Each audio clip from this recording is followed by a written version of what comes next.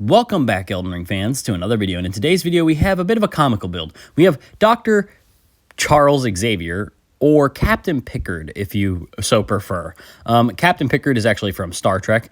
It is a very big character in my family that my grandfather absolutely loves. He's a longtime fan of Star Trek, owns everything on cassette. He's watched them for years and years and years, and that is his absolute favorite character. But I actually got that inspiration for this character from him, but unfortunately, Elden Ring doesn't really have, the sci-fi aspect when it comes to the plasma rifles or the energy rifles. I don't know exactly what they're kind of made of or anything about it because I haven't really watched Star Trek. I actually want to get into it because he's so enthusiastic about it that it makes me, inspired. So I do plan on eventually watching Star Trek. But for right now, I had to kind of go with the Charles Xavier build. I was trying to mess around with PvP a little bit with my friend here and kind of find a balance between what I actually liked. I tried to give him a sort of melee weapon that wasn't usual, but I wanted something that seemed more like it was a something of use for a man in a wheelchair. So as you see these two shields I have, I use them to simulate the wheelchair for Charles Xavier. And the type of character that Charles Xavier is he's an amazing scholar, and he's a mutant of the Marvel franchises for the X-Men. And the X-Men actually has something to do with, of course, Wolverine. So I do have my Wolverine build on the channel, so if you haven't checked that out, go check that out after this video. So, like I was saying, I did try to go through and use a whole bunch of weapons. I was thinking about using magic, like intelligence-based magic, maybe some like rock type things, because he's kind of a mental character, not in a bad way, but he's a mentally based character. He has a lot of philosophy, and he's also able to read people's minds and use his brain to his own stature, like using it in a really, really good way, because that's who he is. He teaches kids and newer mutants and even older mutants that there's another way to be accepted in the world other than by using your powers or your mutant abilities for the faces of evil. And instead, he's a very inspirational character that I have longed to love. And my favorite thing is the Logan movie. I think they did that a lot of they just did that a lot of credit for him. They made him more of an accessible character, put him into the franchise better.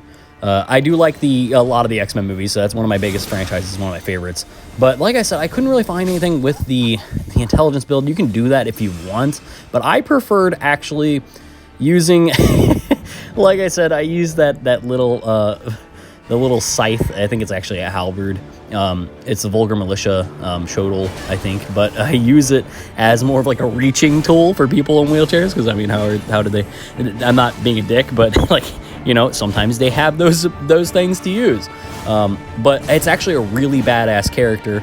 I have the ability to use mostly going for circular or cylindrical kind of faith-based things, because nothing's really like wheel type like in when it comes to intelligence based or any of the weapons really.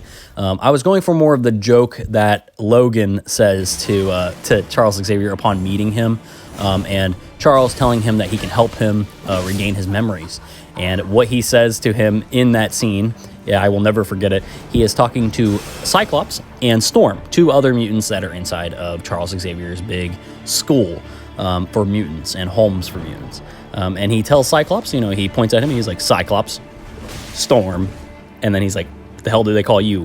Wheels? So I took the joke a little, maybe too far, and I decided to use anything that looked like a wheel to me, and I kept it around one type of build so that, you're not trying to do this on a superly high level character. I am doing this on a high level character, but I went for the more build of you only being able to be like 160. Most people are not going to like level 300 and 500 and stuff like that. But if you do, you have more, more freedom to you.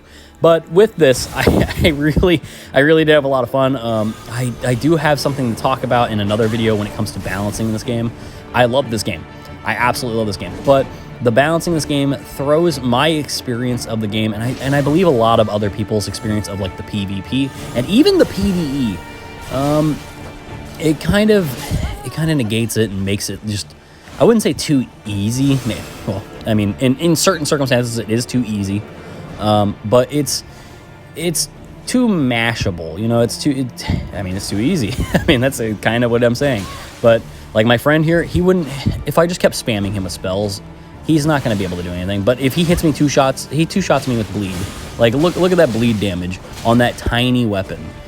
It's kind of ridiculous, but I mean, it's a new game, so I understand that's unbalanced. But there's a lot of balancing issues in this game. That's what I'm trying to say, and I do plan on going over them in my next video. I'm having a 30-minute video that I am going to be posting about an entire review on this game, and it's going to be an expert's review from a person who's played every single one of FromSoft's video games when it comes down to the Souls series, the Bloodborne series, Sekiro, and many others that I have played, just from along a balancing issue or a balancing review, but also on the aspect of the actual game itself. I do understand that I'm a veteran, and not a lot of people are going to have the exact same experience that I've had.